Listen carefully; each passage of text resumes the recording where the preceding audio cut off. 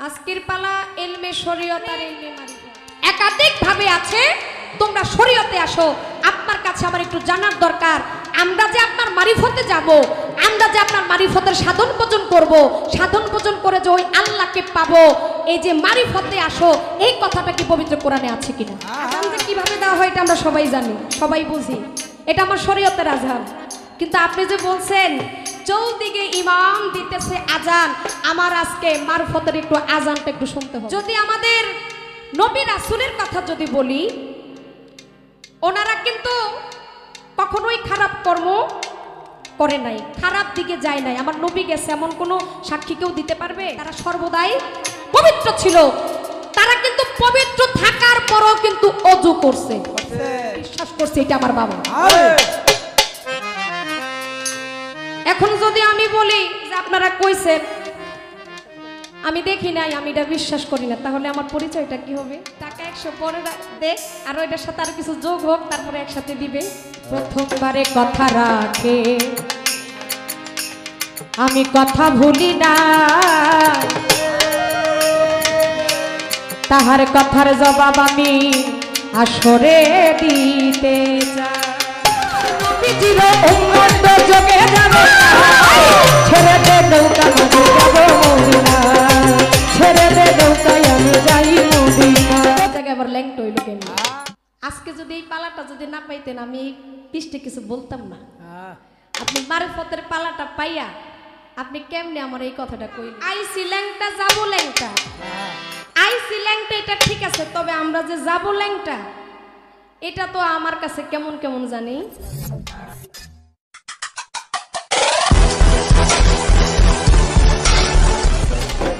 এই নবীর কারণেই মারফত, নবীর কারণেই শরীয়ত, নবীর কারণেই তরিকত, নবীর কারণেই হাকিকত। কোনটাকে আমরা কোন শিল্পী কোন মানুষ আমরা ছোট করে দেখতে পারবো না। চেষ্টা থাকবে আজকে দয়াল যেন মালিক যেন সেদিকে আমাদেরকে বলায়, আমাদেরকে করায়, এটাই সেই মালিকের কাছে আমার প্রার্থনা রেখে আমি এবার আমার পালায় প্রবেশ করলাম। একটা কথা আমার আপাকে জিজ্ঞাসা করেছিলাম, তবে আপা আপনার মনে হয় প্রথম আসরে একটু চাপটা বেশি হয়ে গেছে। আমি এটা জানতাম না যে আমার একজন ভাইও আপনাকে প্রশ্ন করবে। উনি যদি প্রশ্ন করবে এটা যদি আমি জানতাম তাহলে আমি কথাটা জিজ্ঞাসা করতাম না। তো আমি চিন্তা করছি এই আপার থেকে তো পালা শুরু হবে, যেহেতু আপা আগে দাঁড়িয়েছে, বন্দনা গান করেছে, তা আপার জন্য দুই একটা কথা যেন বলতে পারে, মানে এই আশাটা নিয়ে বলছে। আবার দেখি যে মারফত পালাটাও আপা পাইয়া গেছে। এখন যখন ঘোষণা করছে আমি মনে মনে কই তাইলে আমার যে পয়েন্টটা আছে মোটামুটি একেবারে পালার সাথে মিশা গেছে। আমার কথাটা জিজ্ঞাসা করা একেবারেই ঠিক আছে। এরপরে দেখি যে আরেকটা ভাই পালা ঘোষণা করার পরে ওই যে মারফত দিছে তো বাঁকা বিল্লা ফানা পিল্লা, এই বিষয়টা আপার একটু জিজ্ঞাসা করছে। আপা এটা যদি আপনারা জিজ্ঞাসা করবো, আমি যদি জানতাম আমি ওই আগেরটা আর জিজ্ঞাসা করতাম না। মানে এখন অনেক চাপ হয়ে গেছে, যার পরেও আপনি খুব সুন্দরভাবে সাজিয়ে গুছিয়ে বলেছেন। তবে আপনি যে কথা বলেছেন কথাটা আমার ভালো লাগছে। তাই তো কি কথা আমি বলেছিলাম? আইসি ল্যাংটা যাবো ল্যাংটা, আইসি ল্যাংটা এটা ঠিক আছে, তবে আমরা যে যাবো ল্যাংটা এটা তো আমার কাছে কেমন কেমন জানি লাগে। এখন বলতাছে আসলেই যাবো ল্যাংটা এটাই ঠিক। আপনি যখন পৃথিবী ছেড়ে যখন চলে যান, আপনি যখন মারা যান, এই শরীরের যে কাপড় থাকে এটা তো খুলে ফেলা হয়। আপনাকে একটা মোশরের ভিতরে ঢুকায়, আপনাকে গোসল করায়, আপনাকে সাজিয়ে গুছিয়ে দেয় এবং সাদা মার্কিন সে কাপড়টা আপনাকে পরায়, পরানোর পরে আপনাকে আবার ওই কবরস্থানে রেখে আসে। ওই কবরস্থানের ভিতরে আপনার এই কাপড় চোপড়ের টেম্পারটা কয়দিন বলছে না? বলছে। আচ্ছা আফা, আজকে যদি এই পালাটা যদি না পাইতেন আমি পৃষ্ঠে কিছু বলতাম না। আপনি মারিফতের পালাটা পাইয়া আপনি কেমনে আমার এই কথাটা কইলেন? কয় কাপড় চোপড়ের টেম্পার কয়দিন? ও বাবা, এমনও আল্লাহর ওলি আছে যারা ওই মাটির ঘরে থেকে তারা জিন্দা থাকে, শুধু তারা জিন্দা থাকে না, তাদের এই কাপড় চোপড়ও নষ্ট হয় না। এটা সত্য কিনা? সত্য। এটার প্রমাণ আছে। এটার প্রমাণ কাদেরকে দিয়ে? আল্লাহর ওলিদেরকে দিয়ে। আমি কথাটা এই জন্যই বলছি, আপনি যে মারফতের পালা পাইছেন, তো মারফতের পালা নিয়ে এই কথাটা আমি আপনার কাছে তো আশা করি নাই। কথা আরো আছে, একটা শিল্পী ইচ্ছা করলে অনেক দিক দিয়ে জবাব দিতে পারে, পারে না? শিল্পীর কাছে জবাবের কোনো অভাব নাই। তবে আপনি মারফত পাইছেন, তো এই জন্যই আমার কথাটা। আপনি বলেছেন শালম সরকারের একটা গান, কোটি টাকা পকেট ভইরা সঙ্গে মানুষ নিবা মইরা, কিনতে জান্নাতের টিকেট এমন জামা পরাইব যেই জামার নাই পকেট। ওই বিদায় গেল, আপনারে আমার ওই জামাটাই পরায়। তো পরানোর পরে আসলে ওই জামাটা সবারই ঠিক থাকে যে তা না, তবে হ্যাঁ আল্লাহর ওলি যারা তাদের এই কাপড়টা ঠিক থাকে। তো কাপড় যদি ঠিক থাকে, আল্লাহর ওলি যদি ঠিক থাকে, তাহলে এই জায়গায় আবার ল্যাংট হইল কেন? রাখলাম, এবার পালায় চলে যাই। পালার অনেক সুন্দর সুন্দর কথা আপা বলে গেছেন। রোজার মাস আসতেছে, সবাই একটু সাবধান। ফকিরের কাছ থেকে একটু জাইনা নিবেন কেমনে কি করলে রোজাটা সহি শুদ্ধ হবে। সারা জীবন তো শুধু খাইয়াই গেলেন, খাইয়াই গেলেন, খাইয়াই গেলেন। ফকিরে কয় রোজার দিনে বলে একটু আমগো কি, হ্যাঁ, ভিটামিনের দরকার আছে, এই জন্য আমরা একটু ফল ফাকরা খাই। আপা খুব ভালো বলেছেন। আসলে আমি সেদিকে আজকে আলাপ আলোচনা রাখবো না, কারণ আমার একজন ভাই বলেছে আপনারা একটু উপর থেকে বলবেন। ভাই আমি ছোট মানুষ, আমি জানি না আমি উপর থেকে বলতে পারি কিনা, কিন্তু আমার পালায় যে কথা আসবে, আপার পয়েন্ট অনুযায়ী আমার কথা আসবে, আপার গান অনুযায়ী আমার গান আসবে, যেহেতু পালাটা ওনার কাছ থেকে শুরু হয়েছে। আপনারা বিচার করবেন, বিচারের দায়িত্ব আপনাদের। আমার বিচার করার মতো কোনো সাধ্য ক্ষমতা নাই। আমরা দুজন আজকে বলবো, আমরা হচ্ছি উকিল, বিচারক হচ্ছেন আপনারা। আমি এবার আমার গান নিয়ে চলে যাচ্ছি। গানে যাওয়ার পরে আপা যে কথাগুলো আমার কাছে রেখেছেন, আমি সেই কথাগুলো আস্তে আস্তে আস্তে আস্তে বলার জন্য চেষ্টা করব। সবাই একটু ধৈর্য সহকারে শুনবেন।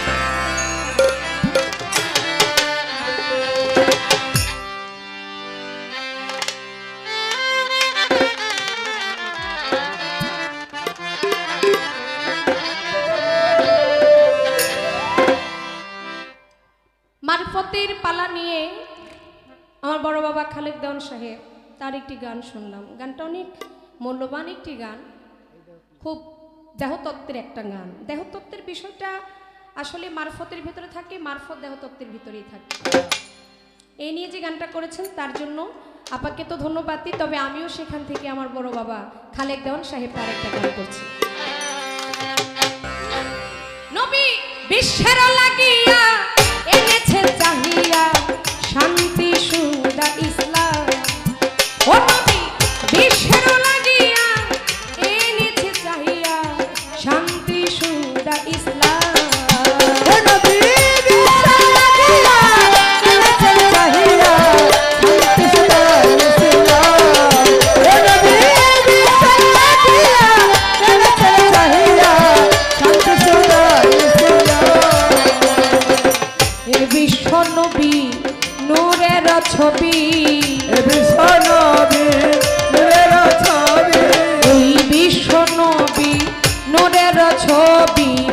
ইসলাম নবী তোমায় হাজারো সালাম, ইসলাম নবী তোমায় হাজারো সালাম, ইসলাম নবী তোমায় হাজারো সালাম। তুমি পাঠ করো ইকরা কাপিল হেরা, অন্তর ছাড়া প্রভুর কানা।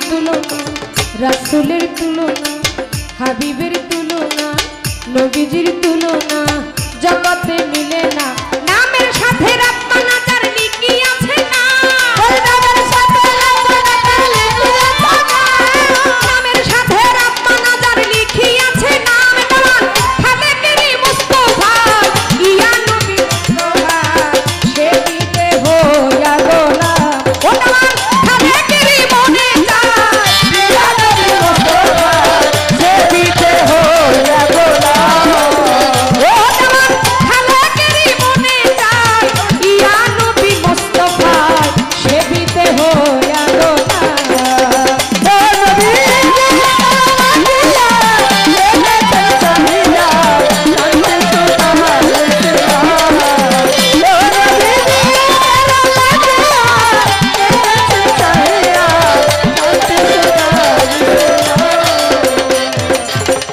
এ বিশ্ব নবী নূরের ছবি এ বিশ্ব নবী নূরের ছবি ওই বিশ্ব নবী নূরের ছবি এই বিশ্ব নবী নূরের ছবি ইসলাম নবী তোমায় হাজারো সালাম ইসলাম নবী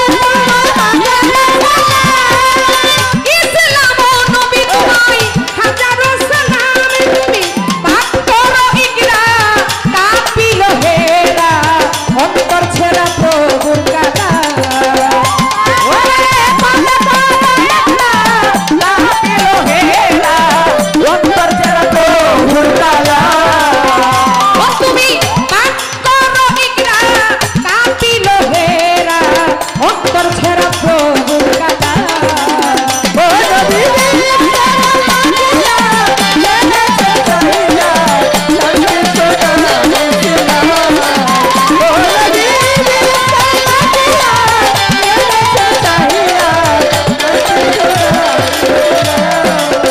ও নবী দিশের লাগিয়া এনেছে চাহিয়া শান্তি সুদাইতা নবী দিশের লাগিয়া এনেছে চাহিয়া শান্তি সুদাইতা ও নবী দিশের লাগিয়া এনেছে চাহিয়া শান্তি সুদাইতা দেদে পালে তুলে দে মাঝি হাল্লা করিস না দেদে পালে তুলে দে তোরা দেরি করিস না এই ছেড়ে দে নৌকায় আমি যাব মদিনা ছেড়ে দে নৌকায় আমি যাই মদিনা দেদে পালে তুলে দে মাঝি হাল্লা করিস না দেদে পালে তুলে দে মাঝি হাল্লা করিস না আর ছেড়ে দে নৌকায় আমি যাব মদিনা আর ছেড়ে দে নৌকায় আমি যাব মদিনা দেদে পালে তুলে দে তোরা দেরি করিস না দেদে পালে তুলে দে তোরা হেলা করিস না হাই ছেড়ে দে নৌকায় আমি যাব মদিনা ছেড়ে দে নৌকা আমি যাব মদিনা দেদে পালে তুলে দে আমি হেলা করিস না দেদে পালে তুলে দে আমি হেলা করিস না ইয়া রাসূলুল্লাহ আমি যাব মদিনা ছেড়ে দে নৌকা আমি যাব মদিনা দুনিয়ায় নবী এলো মায়া মেনার ঘরে হাজিলে হাসার মানি কাঁদিলে মুক্তা ঘরে নবীজি আমার মায়ার নবীজি আরে ইয়া নবীজি আমার মায়ার নবীজি দুনিয়ায় নবী এলো মায়া মেনার ঘরে হাসিলে হাজার মানি কাঁদিলে মুক্তা ঘরে আমার নবীজির উম্মত যোগে যাবে না আমার নবীজির উম্মত যোগে যাবে না আমার নবীজির উম্মত যোগে যাবে না ছেড়ে দে নৌকা মাঝে যাব মদিনা ছেড়ে দে নৌকায় আমি যাই মদিনা দেদে পালে তুলে দে আমি হেলা করিস না দেদে পালে তুলে দে আমি হেলা করিস না আর ছেড়ে দে নৌকা মাঝে যাব মদিনা আর ছেড়ে দে নৌকা মাঝে যাব মদিনা ওরে যেই ভাবেতে পালা দিল ধর্ম রাজা সরে বলি কথা আজকে পালা অনুযায়ী শরীয়ত মারে দিয়া দিছে পাল্লা আপনারা বৈশা বাবা করে নাল্লা লাল্লা গো করে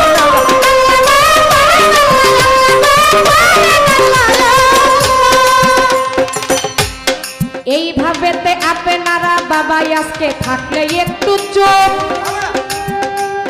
চুপ থাকিলে আমরা দুজন গাইতে পারবো খুব এইভাবেতে আপনারা থাকলে আজকে চুপ চুপ থাকিলে আমরা দুজন গাইতে পারবো খুব এইভাবে আপনারা যদি করেন একটু দোয়া দোয়া পেলে এই সভাতে হবে যে গান গাওয়া আর যদি গানের ভিতর ওঠা বসা হয় তাইলে কি আর বাউল গানে মজা ভাইরে রয় প্রথমবারে কথা বলে কথা ভুলি নাই রাজা সরে বোনের কথার জবাব দিতে যাই প্রথমবারে কথা রাখে আমি কথা ভুলি না তাহার কথার জবাব আমি আসরে দিতে চাই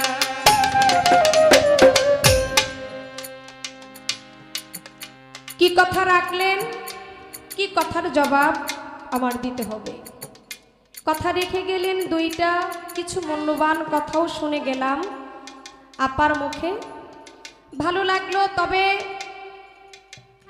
প্রথম বিষয় হচ্ছে আমাদের ইসলাম ধর্মের 5টি স্তম্ভ আছে মূলত শরীয়ত বলেন ইসলাম ধর্ম বলেন মুসলমান বলেন আমাদের 5টি স্তম্ভ আছে তাই না 5টির ভিতরে কি কি কি কি নামাজ রোজা হজ যাকাত কালেমা আগে কালেমার বিষয়টা পরিপূর্ণ করতে হবে তারপর আমি নামাজ পড়ব রোজা রাখবো আমি হজ করব আমি যাকাত দিব এখন আপা বলে গেলেন আপু আপনি বলেছেন কথা ঠিকই কি কথা কালেমা নিয়ে কালেমায়ে তয়্যব লা ইলাহা ইল্লাল্লাহু মুহাম্মাদুর রাসূলুল্লাহ সাল্লাল্লাহু আলাইহি ওয়াসাল্লাম আবার কালেমা শাহাদাত দিও বুঝিয়ে গেছে কি বুঝে গেছে সর্বপ্রথমেই বলে গেছে যে আমি সাক্ষ্য দিচ্ছি আমার আল্লাহ হচ্ছে এক এবং অদ্বিতীয় আল্লাহর কোনো শরীক নাই আমার মুহাম্মদ রাসূলুল্লাহ সাল্লাল্লাহু আলাইহি ওয়াসাল্লাম তিনি তার প্রেরিত রাসূল এখন এই যে সাক্ষ্য দিচ্ছি সাক্ষ্য বিষয়টা কি সাক্ষী আমরা অনেক মানুষ আছি দেখাও সাক্ষী দেয় আবার না দেখাও সাক্ষী দেয় বিশেষত আদালতের কথা যদি বলি অনেক মানুষের সাক্ষীর উপরে অনেক মানুষের ফাঁসিও হয় আবার অনেক মানুষের সাক্ষীর কারণে অনেক মানুষ বাইসা যায় ঠিক কি না কিন্তু মূলের ঘরে যার ফাঁসি হচ্ছে ওই সাক্ষীর কারণে সেটা আপনি আমি কতটুকু জানি সেটা সত্য কিনা মিথ্যা আবার যে একটা সাক্ষীর জন্য বাইসা গেল আপনি আমি কিভাবে জানি যেই ব্যক্তি সাক্ষী দিল আর যেই ব্যক্তি সাক্ষীর কারণে বাইসা গেল ওই ব্যক্তির সাক্ষীটা আসলে কতটুকু সত্য এবং এটা বলা যায় না পৃথিবীতে আমরা যত মানুষ আছি সাক্ষীর বিষয়ে যদি বলি সাক্ষী দিয়ে অনেক সময় অনেক কিছু হয় আবার সাক্ষী দিয়ে অনেক সময় অনেক কিছু হয় না এখন আপার কথা এই যে আপনারা যে সাক্ষী দিচ্ছেন যে কালেমা পড়ে আল্লাহ এক এটা কি আপনারা দেখে দিচ্ছেন নাকি না দেখে দিচ্ছেন যদি বলেন দেখা দিচ্ছি তাহলে আল্লাহ দেখতে কেমন আর যদি বলেন যে না আমরা দেখা দেই না বা দেখা দিচ্ছি না তাহলে আপনি শুই না মুসলমান দরদি তবে হ্যাঁ কথার আকারটা একটু কমিয়ে দিতে হবে এটা হলো সবচেয়ে বড় বিষয় টাকা 100 পরে দেখ আর ওইটার সাথে আর কিছু যোগ হোক তারপরে একসাথে দিবে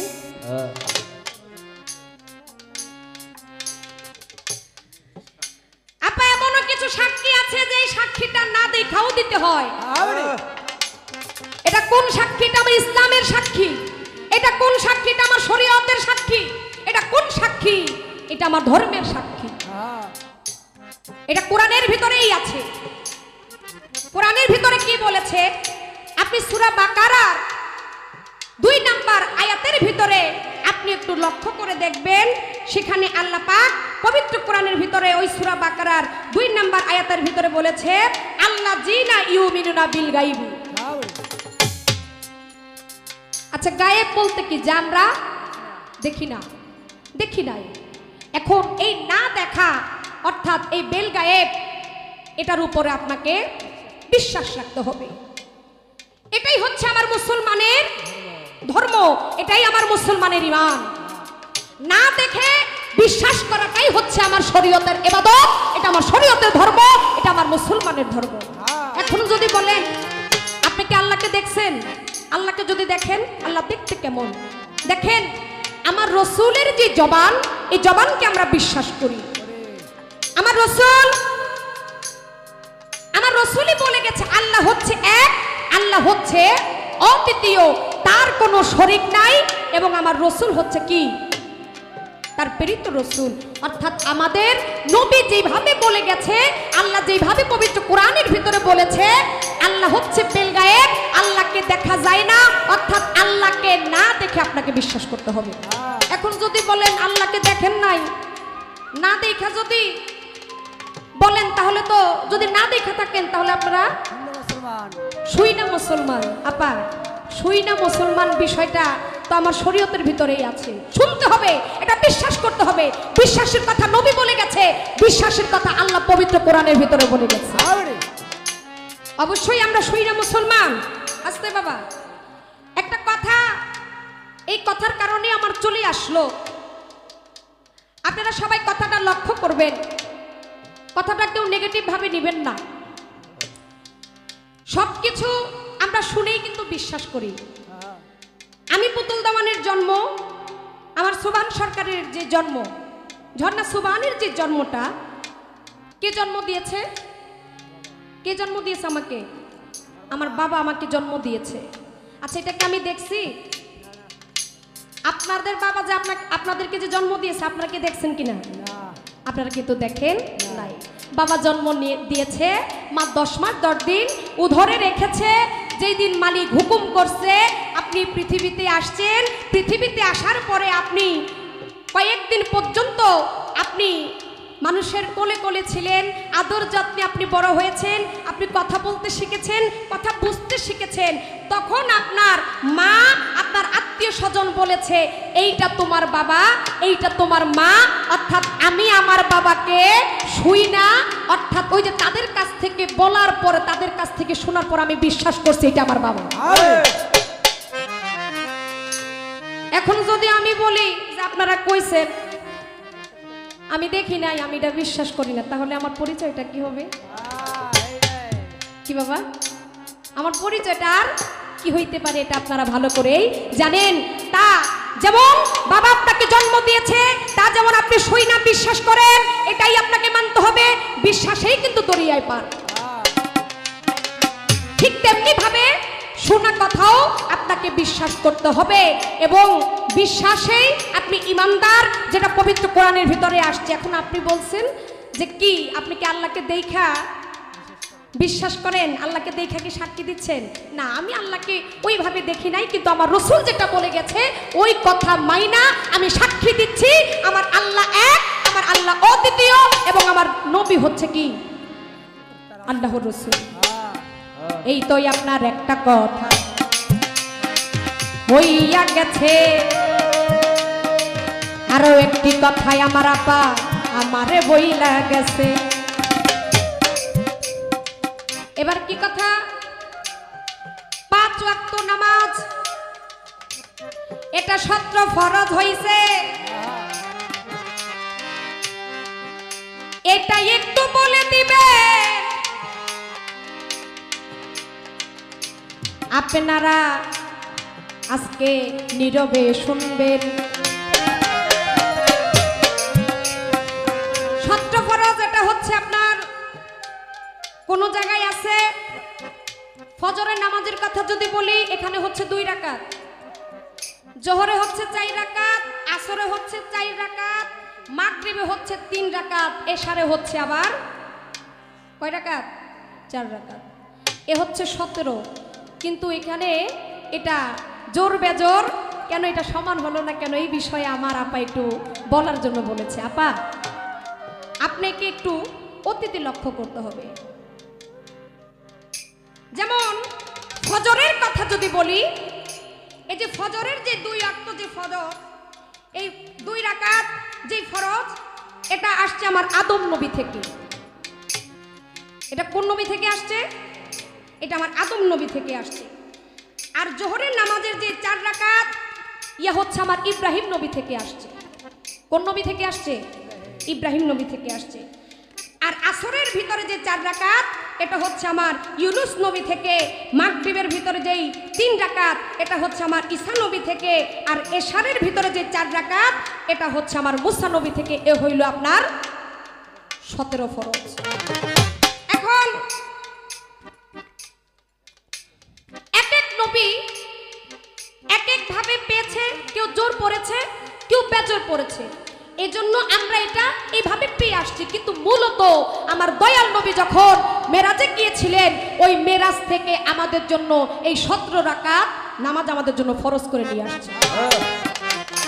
তাই এটার কোনো সমান নাই। এটা এক একটা নবী এক এক ভাবে পড়েছেন বিধায় আমরা এইভাবে পেয়েছি।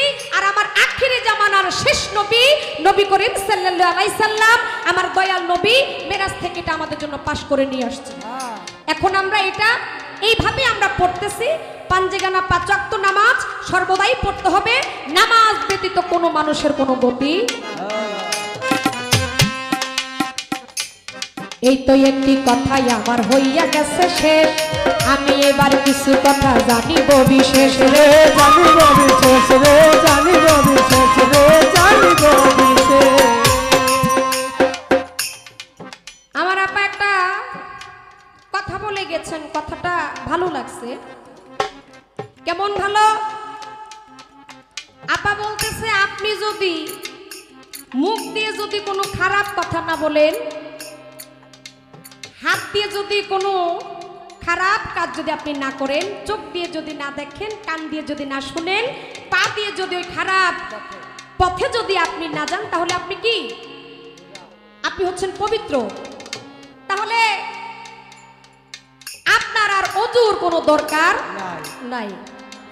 এটা কি বলে গেছে কিনা? আপনারা শুনছেন কিনা? মনে আছে কিনা? আচ্ছা, বলে গেছে।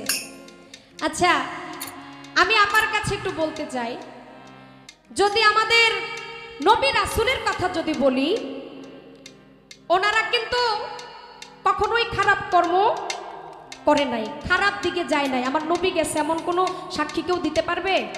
দিতে পারবে না। পীরানে পীর দস্তগীর বড় পীর আব্দুল কাদের জিলানীর কথা বলি, বড় পীর কি কোনো অপবিত্র কোনো কাজ করছে? করে নাই। খাজা বাবা কি করছে? কিন্তু করে নাই। তারা সর্বদাই পবিত্র ছিল। তারা কিন্তু পবিত্র থাকার পরও কিন্তু ওযু করছে। এটার দলিল আছে, কিন্তু আপনার কথার তো আমি কোনো ভিত্তি পেলাম না। পবিত্র হলে আপনার মারফতে আপনি ফকির বলতেছেন, আপনার কোনো ওযুর দরকার নাই, কিন্তু এরা তো পবিত্র, এরাও তো মারফত করছে। আমার বড় পীর, আমার খাজা বাবা, আমার রসুল, যে রসুলের কাছে ছিল শরীয়ত, যে রসুলের কাছে ছিল মারফত, তাহলে তারা পবিত্র হইয়া তারা আবার কোন ওযু করছে? আমার কথাটা কি বুঝতে পারছেন? আপা বলে ওযুর কোনো দরকার নাই, কিন্তু আমার নবী রাসূল বইলা যায় ওযুর দরকার আছে। শুধু নবী রাসূল বলে না, মারফতের ফকিরেরও বইলা যায় আমার ওযুর দরকার আছে। তারা ওযু করছে, তারা আবার কোন ওযু করছে একটু বইলা যায় তো। আমার এটা হচ্ছে কথার পয়েন্ট, আর কোনো আমি পয়েন্ট রাখব না। তবে হ্যাঁ, এবার আমার একটু জানার বিষয়। জানার বিষয় কেমন? আমার থাকবে প্রশ্ন। খালেক দান সাহেবের একটা গান শুনলাম, সেই গানের ভিতরে আছে, চৌদিকে ইমাম দিতেছে আজান। আজান তো সবাই চিনি, সবাই আমরা কি বুঝি, আর ইমাম কাকে বলে সেটাও আমরা জানি, বুঝি। তবে আপার কথাই বোঝা যায় এই মারফতের ভিতরে চৌদিকে ইমাম দিতেছে আজান, মানে মারফতের আজান দেওয়া হয় কে? ইমাম সাহেব মারফতের আজান দেয়, কিন্তু আমার শরীয়তের আজান কিন্তু ইমাম সাহেব দেয় না। কে দেয়? মুয়াজ্জম সাহেব দেয়। আর ইমাম সাহেবের দায়িত্ব কি? নামাজ পড়ানো। কিন্তু আমার আপার মারিফতে ইমাম সাহেবই আজান দিচ্ছে, তবে সেটা একদিকে না, সেটা চৌদিকে দিচ্ছে। আর আমার মুয়াজ্জিন যখন আজান দেয় সেটা 10 গ্রামের মানুষ শুনতে পারে, শুই না তারা নামাজের জন্য তারা প্রস্তুতি নেয়। আজান যে কিভাবে দেওয়া হয় এটা আমরা সবাই জানি, সবাই বুঝি, এটা আমার শরীয়তের আজান। কিন্তু আপনি যে বলছেন চৌদিকে ইমাম দিতেছে আজান, আমার আজকে মারফতের একটু আজানটা একটু শুনতে হবে। চৌদিকে ইমাম দিতেছে আজান, এই যে চৌদিকে ইমাম সাহেব, আপনার মারিফতের ইমাম সাহেব কিভাবে আজান দেয়, একটু মারফতের আজানটা দরকার আছে না আপনাদের? যেহেতু কবিগুরু খালেক খান সাহেব তার গানের ভিতরে বলে গেছে, তাহলে আমাদেরও একটু এটা বোঝার দরকার আছে। আরেকটি কথা, যেহেতু মারফত সম্পর্কে আজকে আমার আপা বুঝাবে, অলিয়া উলিয়া নিয়ে অনেককে একটু দ্বিমত করে। আপনাদের এখানে আছে কিনা আমি জানি না। অলিয়া উলিয়ার পক্ষে অনেকে নাই, আবার অনেকে আছে। অলিয়া উলিয়ার বিষয়টা বুঝতে গেলে আগে দরকার আছে মারফত, মারফতের সাধন ভজন। আপা আমার একটু জানার দরকার, পবিত্র কোরআনের ভিতরে একাধিক ভাবে বলা আছে যে তোমরা আমার শরীয়তে আসো। পবিত্র কোরআনে একাধিক ভাবে আছে তোমরা শরীয়তে আসো। আপনার কাছে আমার একটু জানার দরকার, আমরা যে আপনার মারিফতে যাব, আমরা যে আপনার মারিফতের সাধন ভজন করব, সাধন ভজন করে যে ওই আল্লাহকে পাবো, এই যে মারিফতে আসো, এই কথাটা কি পবিত্র কোরআনে আছে কিনা? আমরা যে মারফত করব, আমরা যে মারফত করতে চাই, এই মারফত শব্দটা আপনার পবিত্র কোরআনে আছে কিনা? যদি থেকে থাকে এটা মানুষকে একটু জানিয়ে যাবেন, জানলে মানুষ যারা এখনো মারফতে আসে নাই তারা মারফতে আসার জন্য চেষ্টা করবে।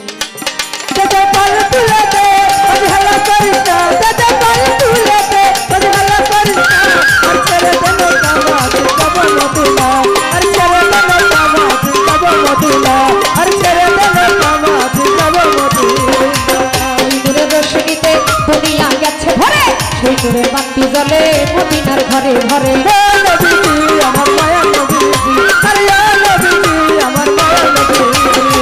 ওই নূরের রোশনীতে দুনিয়া গেছে ভরে, সেই নূরের বাতি জ্বলে মদিনার ঘরে ঘরে। আমার নবীজির উম্মত চোখে যাবে না, আমার নবীজির উম্মত চোখে যাবে না, ওরে নবীজির উম্মত চোখে যাবে না। ছেড়ে দেন তাই আমি যাব মদিনা, এই ছেড়ে দেন তাই আমি যাব মদিনা, ছেড়ে দেন তাই আমি যাব মদিনা, ওরে ছেড়ে দে নৌকা আমি যাব, যাব মদিনা।